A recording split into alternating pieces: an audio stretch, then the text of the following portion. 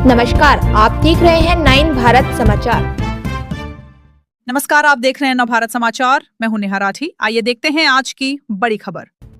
परवादून कांग्रेस द्वारा डोईवाला में एक बड़ी प्रेस कॉन्फ्रेंस का आयोजन किया, जिसमें मनरेगा बचाओ संग्राम के राष्ट्रव्यापी शुभारंभ की घोषणा की गई। इस मौके पर कांग्रेस नेताओं ने केंद्र और राज्य सरकार पर मनरेगा को कमजोर करने का आरोप लगाया। प्रेस कॉन्फ्रेंस को संबोधित करते हुए कांग्रेस नेता मोहित उनियाल, मनोज नौटियाल, सागर मनवाल, गौरव मल्होत्रा सहित अन्य नेताओं ने कहा कि मनरेगा जैसी जनहितकारी योजना को धीरे धीरे समाप्त करने का प्रयास किया जा रहा। उन्होंने आरोप लगाया कि मनरेगा के स्थान पर लाई गई तथाकथित रामजी योजना ने रोजगार की गारंटी को गंभीर रूप से प्रभावित किया। कांग्रेस नेताओं ने कहा कि मनरेगा के तहत प्रत्येक ग्रामीण परिवार को 100 दिनों तक गारंटी शुदा रोजगार मिलता था, जिससे गरीब और मजदूर वर्ग को आर्थिक संबल मिलता था। लेकिन वर्तमान व्यवस्था में रोजगार की कोई ठोस गारंटी नहीं रह गई, जिससे ग्रामीण क्षेत्रों में बेरोजगारी और पलायन बढ़ रहा। नेताओं ने केंद्र सरकार से मनरेगा को पूरी मजबूती के साथ लागू करने, लंबित मजदूरी का भुगतान शीघ्र करने और रोजगार के दिनों को कम न करने की मांग की। साथ ही उन्होंने चेतावनी दी कि यदि सरकार ने मनरेगा के अधिकारों के साथ खिलवाड़ बंद नहीं किया तो कांग्रेस पार्टी जन आंदोलन को और तेज करेगी।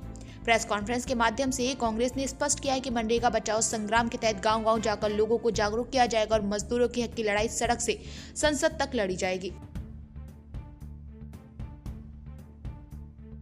काम के अधिकार की रक्षा हेतु मनरेगा बचाओ संग्राम के इशू को लेकर ये प्रेस वार्ता रखी गई है। इस प्रेस वार्ता में सर्वप्रथम तो मैं सभी मीडिया के जितने पर्सन यहाँ मौजूद हैं, आप सबका मैं धन्यवाद करना चाहूंगा। मेरे साथ यहाँ मौजूद आदरणीय मनोज नौटियाल जी, जो पूर्व ब्लॉक अध्यक्ष हमारे रहे हैं, आदरणीय सागर मनवाल जी, हमारे प्रदेश सचिव हैं कांग्रेस संगठन के, भाई गौरव मल्होत्रा जी, जो अभी भाई सभासद भी हैं और जिले के महासचिव भी हैं, भाई करतार नेगी जी, जो नगर अध्यक्ष हैं, एवं सभी पत्रकार जन।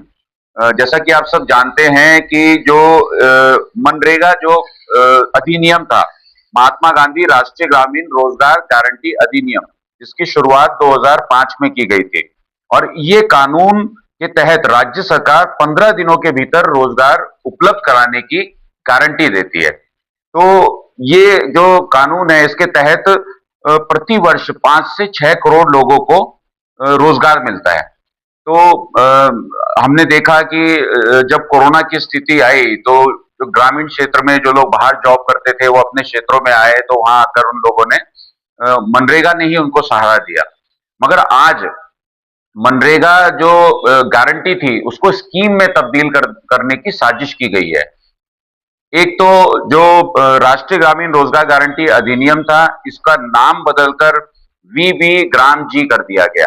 ठीक है, नाम आप बदलिए, ये सरकार है, सरकार को नाम बदलने की आदत है। एक आप तो आपने नाम बदला है, मगर नाम बदलना ही काफी नहीं है, यही इशू नहीं है। इसके प्रमुख इशू है कि जो बीजेपी की सरकार है, जो केंद्रीयकरण में बिलीव करती है, जो विकेंद्रीयकरण की जो राजनीति है, उसको पूरा खत्म करने का वो काम कर रहे हैं। दिल्ली में एक आदमी बैठा है, वो तय करता है कि नीचे क्या होना है, बिना किसी से पूछे, बिना किसी से सलाह किए। मुझे लगता है जो इसमें बदलाव किया गया है, इसके प्रावधानों में बदलाव किया गया है, वो इसी को दर्शाता है।